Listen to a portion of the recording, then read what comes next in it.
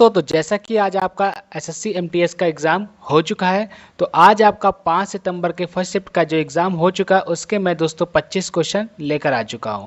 ये आपके दोस्तों 100% रियल और ऑथेंटिक हैं जो कि मुझे स्टूडेंट द्वारा भेजे गए हैं।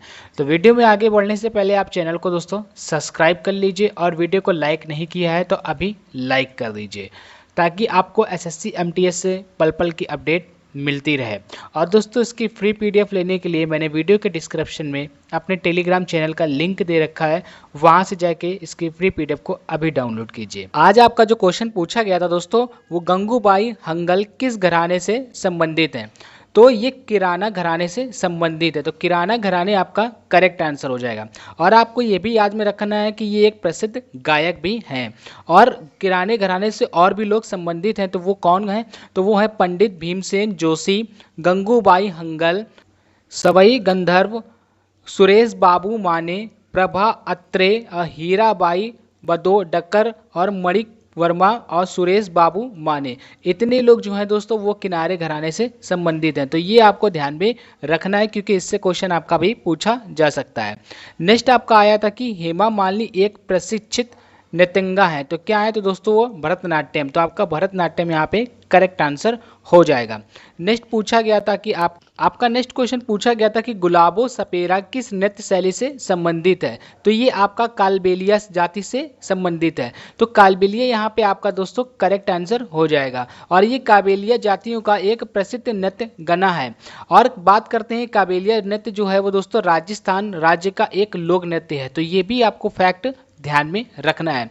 और इसे सपेरा नृत्य या स्नेक चार्मर डांस भी जाना जाता है। तो ये भी फैक्ट आपको ध्यान में रखने हैं। और बात करते हैं दोस्तों कि कालबेलिया जाति के इस नृत्य को वर्ष 2010 में यूनेस्को की मान्यता की अमूर्ति संस्कृति विरासत और प्रतिनिधि सूची में भी शामिल किया गया। तो ये भी फैक्ट आपको ध्यान में रखना है। नेक्स्ट क्वेश्चन आपका आया था कि असम में फसल कटाई उत्सव कौन सा है। तो असल में जब फसल कटती है तो कौन सा उत्सव मनाया जाता है, तो बिहू। तो बिहू आपका यहाँ पे करेक्ट आंसर होगा। आपका आया था ग्रेट बैरियर रीफ कहाँ पर स्थित है। तो ग्रेट बैरियर जो रीफ है दोस्तों वो ऑस्ट्रेलिया के क्वींसलैंड में स्थित है। तो आपका क्वींसलैंड यहाँ पे करेक्ट आंसर हो जाएगा। ये उत्तर पूर्वी के तट के समांतर बनी हुई है। तो आपको ये भी फैक्ट ध्यान में रखना है। और बात कर लेते हैं कि विश्व की यह सबसे बड़ी मूंगे की दीवार है। तो विश्व की सबसे बड़ी मूंगे की दीवार है आपका, ये भी आपको ध्यान में रखना है। इसे पानी का बगीचा भी कहा जाता है। तो ये भी फैक्ट आपको दोस्तों ध्यान में रखना है। यह चट्टान क्वींसलैंड में ऑस्ट्रेलिया के तट पर कोरला सागर में स्थित है जो कि 160 किलोमीटर चौड़ी है। तो ये सारे फैक्ट आपको दोस्तों ध्यान में रखने हैं। बात करते हैं नेक्स्ट क्वेश्चन की। तो नेक्स्ट क्वेश्चन आपका पूछा गया था कि पंजाब किस खनिज हेतु प्रसिद्ध है। तो ये नमक हेतु प्रसिद्ध है क्योंकि यहाँ पे नमक पंजाब में एक प्रमुख खनिज है। और बात कर देते हैं दोस्तों की मिट्टी के लिए, तो ये जलोढ़ मिट्टी जो है आपकी, जिसको हम लोग दोमट मिट्टी के नाम से भी जानते हैं, पंजाब में भारत में सबसे अधिक अमीरों में से एक है। यहाँ पे मिट्टी बहुत मिलती है और जो कि इसके कुल क्षेत्र के 46% से अधिक हिस्सा कवर करती है। तो ये फैक्ट आपको ध्यान में रखना है। नेक्स्ट आपका पूछा गया था कि विश्व भारती विश्वविद्यालय की स्थापना 1921 में किसने की थी।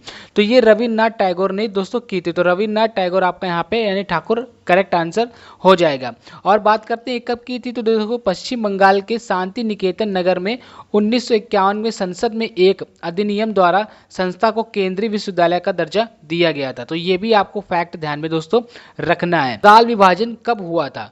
तो दोस्तों बात करते हैं बंगाल विभाजन की। तो बंगाल विभाजन का जो निर्णय की घोषणा हुई थी दोस्तों 19 जुलाई 1905 को भारत के तत्कालीन प्रवासी वायसराय कर्जन के द्वारा किया गया था। तो यहाँ आपका 19 जुलाई 1905 आपका करेक्ट आंसर हो जाएगा। और बात कर लेते हैं दोस्तों कि लॉर्ड कर्जन ने 19 जुलाई 1905 में बंगाल विभाजन का निर्णय की जो घोषणा की थी, इसके फलस्वरूप 7 अगस्त 1905 का कलकत्ता के टाउन हॉल में स्वदेशी आंदोलन की भी घोषणा हो गई थी। तो ये भी फैक्ट आपको दोस्तों ध्यान में रखना है। नेक्स्ट आपका क्वेश्चन पूछा गया था कि कुतुब मीनार कहाँ स्थित है। तो दोस्तों बात करते हैं कि कुतुब मीनार का निर्माण किसने करवाया था। तो कुतुबुद्दीन ऐबक ने वेधशाला को तोड़कर कुतुब मीनार का पुनर्निर्माण सन 1199 में आरंभ करवाया था और केवल इसका आधार ही दोस्तों बनवाया था। तो ये फैक्ट आपको ध्यान में रखना है। और कुतुब मीनार दोस्तों आपका दिल्ली में स्थित है, तो दिल्ली आपका यहाँ पे करेक्ट आंसर हो जाएगा। नेक्स्ट आपका आया था कि मेन कैफियब जीवन के लेखक कौन है। तो इसके जीवन के लेखक जो है दोस्तों वो हिटलर हैं। इन्होंने 1923 में लिखा था जब वह जेल में थे। तो आपको ये भी फैक्ट ध्यान में रखना है कि 1923 में यह चीज लिखी गई थी। और जेन कैफ का सार्थिक अर्थ जो शाब्दिक अर्थ होता है दोस्तों वो होता है माई स्ट्रगल, यानी कि मेरा संघर्ष। तो ये फैक्ट आपको ध्यान में रखना है।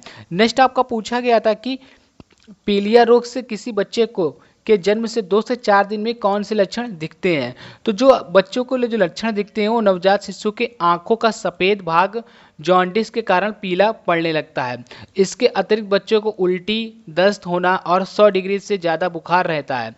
तो ये सारे फैक्ट देखने को मिलते हैं। तो इनमें से जो भी आपका ऑप्शन में होगा वो करेक्ट आंसर हो जाएगा।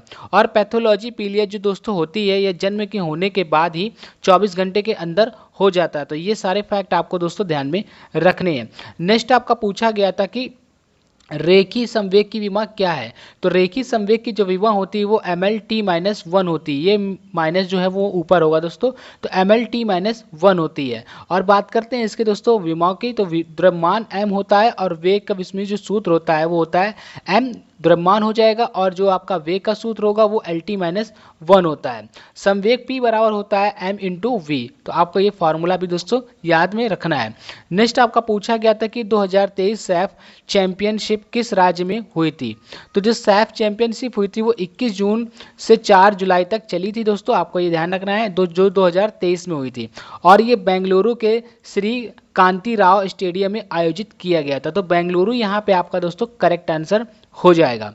नेक्स्ट आपका पूछा गया था कि 2023 IPA women's world boxing champion में भारत ने कुल कितने गोल्ड मेडल जीते थे। तो भारत ने दोस्तों 4 गोल्ड मेडल जीते थे और फर्स्ट रैंक आई थी। तो आपको ये भी फैक्ट ध्यान में रखना कि कौन सी रैंक आई थी। तो आपका यहाँ 4 गोल्ड मेडल करेक्ट आंसर हो जाएगा।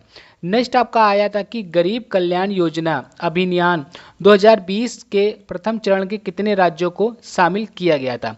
तो जो गरीब कल्याण रोजगार योजना अभियान चलाया गया था इसमें 6 राज्यों को शामिल किया गया था। तो 6 राज्य आपका यहाँ पे करेक्ट आंसर हो जाएगा। बात करते हैं कि वो राज्य कौन कौन से थे। तो राज्य था हमारा बिहार, उत्तर प्रदेश, मध्य प्रदेश, राजस्थान, झारखंड, उड़ीसा, ये सारे राज्य इसमें दोस्तों शामिल थे। और आपको बात कर लेते हैं कि नरेंद्र मोदी की, तो प्रधानमंत्री नरेंद्र मोदी द्वारा 20 जून 2020 को गरीब कल्याण रोजगार अभियान कोविड महामारी के पीड़ित प्रवासी मजदूरों के समकक्ष रोजगार की समस्या का हेतु 125 दिन के लिए आरंभ शुरू किया गया था। तो आपको ये भी याद रखना है कि ये कब आरंभ हुआ था। तो 20 जून 2020 को चालू हुआ था और प्रधानमंत्री नरेंद्र मोदी द्वारा इसको चालू करवाया गया था। तो ये भी आपको ध्यान में रखना है। नेक्स्ट आपका क्वेश्चन आया था कि संविधान में 2023 तक कितनी अनुसूचियां हैं। तो वर्तमान में जो दोस्तों आपके अनुच्छेद है वो 395 है। वैसे तो आपके 450 के आसपास संविधान है, लेकिन मेन जो है आपके वो 395 ही है और जिनमें 12 अनुसूचियां हैं और ये 25 भागों में विभाजित है। तो 12 अनुसूचियां आपका यहाँ पे करेक्ट आंसर हो जाएगा। नेक्स्ट आपका आया था कि विधानसभा पर धन विधेयक किसकी पूर्ति अनुमति पर पेश करता है। तो यह राज्य विधानसभा में धन विधेयक जो होता है वो राज्यपाल की पूर्व अनुमति से प्रस्तुत किया जा सकता है। तो आपका यहाँ पे राज्यपाल करेक्ट आंसर हो जाएगा। बात कर लेते हैं कि संविधान के अनुच्छेद 110 के धन विधेयक की परिभाषा दी जाती है। तो आपको अनुच्छेद 110 में संविधान के जो धन विधेयक की परिभाषा है उसमें दी गई। तो आपका ये भी क्वेश्चन पूछा जाता है। तो ये भी फैक्ट आपको ध्यान में रखना है। नेक्स्ट आपका पूछा गया था कि बैंकिंग टर्म में ब्याज का अर्थ है। तो बैंकिंग टर्म में ब्याज का जो अर्थ होता है वो होता है ब्याज वह कीमत है जो आप पैसा उधार लेने के लिए चुकाते हैं या वह लागत है जो आप पैसा उधार देने के लिए वसूलते हैं। तो इनमें से जो आपका सही ऑप्शन होगा वही आपका करेक्ट आंसर हो जाएगा। नेक्स्ट आपका आया था कि हरिहर नाथ मंदिर के पास कार्तिक पूर्णिमा को कौन सा प्राचीन पशु मेला लगता है। तो हरिहर नाथ मंदिर के पास जो मेला लगता है वो सोनपुर मेला लगता है। तो सोनपुर मेला आपका यहाँ पे करेक्ट आंसर हो जाएगा, जो कि बिहार के सोनपुर में हर साल कार्तिक पूर्णिमा के दिन लगाया जाता है। और सोनपुर मेला एशिया का सबसे बड़ा पशु मेला होता है। तो आपको ये भी याद रखना है कि सोनपुर पशु मेला सबसे बड़ा होता है एशिया का। इस मेले को हरिहर क्षेत्र मेला, छत्तर मेला नाम से भी जाना जाता है। तो इसे छत्तर मेला के नाम से भी जाना जाता है, ये भी आपको फैक्ट ध्यान में रखना है। और यहाँ बैल, हाथियों व घोड़ियों को खरीदा ज़्यादा जाता है। यहाँ जो मेला लगता है वो बैल, हाथी और घोड़ों के लिए होता है। बात करते हैं नेक्स्ट क्वेश्चन की। तो जो नेक्स्ट क्वेश्चन आया था वो आया था साई खोम मीराबाई चानू किस खेल से संबंधित हैं। तो साई खोम जो है वो भारोत्तोलन यानी कि वेट लिफ्टिंग खिलाड़ी हैं। तो आपका वेट लिफ्टिंग करेक्ट आंसर हो जाएगा, जो कि 2020 में इनको टोक्यो ओलंपिक खेल में 49 किलो वर्ग में रजत पदक जीता था। तो आपको ये भी याद रखना है कि इनको रजत पदक मिला हुआ था।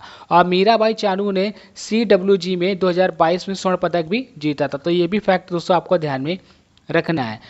नेक्स्ट आपका पूछा गया था कि इंडिया पोस्ट में कौन सा 6 मैन चैनल में से नहीं है। तो 6 मैन चैनल में से जो नहीं है वो 6 मैन चैनल आपके जो है पहले वो बात कर लेते हैं। तो 6 मैन जो मुख्य चैनल है वो राजधानी चैनल, मेट्रो चैनल और ग्रीन चैनल, बिजनेस चैनल और बल्क मेल चैनल और नियतकालीन चैनल शामिल हैं। तो इनमें से आपका 3 ऑप्शन में दिया हुआ था, एक जो आपका ऑप्शन में नहीं था, तो वही आपका करेक्ट आंसर हो जाएगा।